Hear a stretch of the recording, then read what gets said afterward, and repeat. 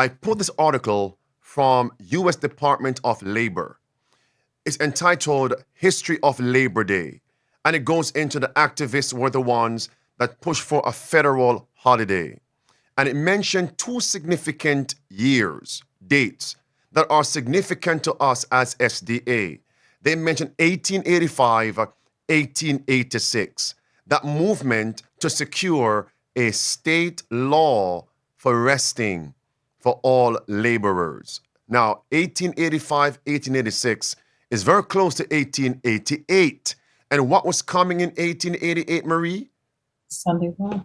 A Sunday bill, a Sunday law making its way through Congress. So when I saw this, my spiritual antenna was raised.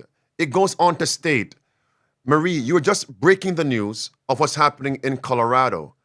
The third paragraph on the right of your screen says, Oregon was the first to pass that law about Labor Day.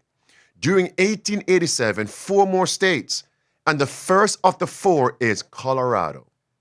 So we're simply connecting the dots. All right, Colorado and Colorado. Let's move on from that. Now notice, the second paragraph states, still later, by a resolution of the American Federation of Labor Convention, the Sunday preceding Labor Day was adopted as Labor Sunday and dedicated to the spiritual movement. So today's Monday, Labor Day, right? But every Sunday before the first Monday in September is called Labor Sunday because they're telling us, screaming at us, the labor movement is not just a social movement, it's actually a spiritual movement. How many of us caught that? Now, let's continue. So when we say labor movement, labor union, trade union, workers union will be a part of enforcing the mark of the beast, Sunday worship by law. Don't stone us. It's in their writings. The U.S. Department of Labor. Look at this carefully now. We're told in inspiration, the unions will play a role in the last days in bringing on the time of trouble such as never was. And God's people need to understand when we see these signs, the mark of the beast is near. And here it is. The workers' union, they're telling us is connected to the social gospel. Here is Congressman Senator Murphy talking to Sean Fann, who is actually the director of the Auto Workers Union. Mr. Fann, I wanted to talk to you just a little bit about leisure time. You've talked about this already. Clip 2. I think you really importantly talk about the importance that your faith plays in the work that you do and in your life. See, it's a faith-based movement.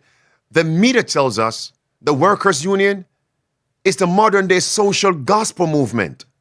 That's what they're telling us. Listen. There's a pretty wild thing happening in America today. In 2000, 70% of Americans belong to a religious institution, but today that number is 50%.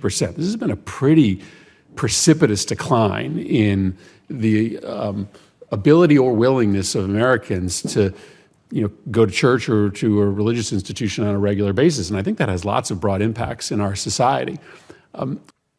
Notice, he's talking to the director of the workers' union. And what did he say? His lamentation is church attendance is declining from 70% in 1 year to now 50%. So what do we need to do? Why is he saying this to the workers' union boss? We need to rest on what day? Sunday. Clip 2. Here it is. You don't have time to go to Wednesday night Bible study. You might not have the ability to even attend church or services on a Sunday. It's coming. The signs are here.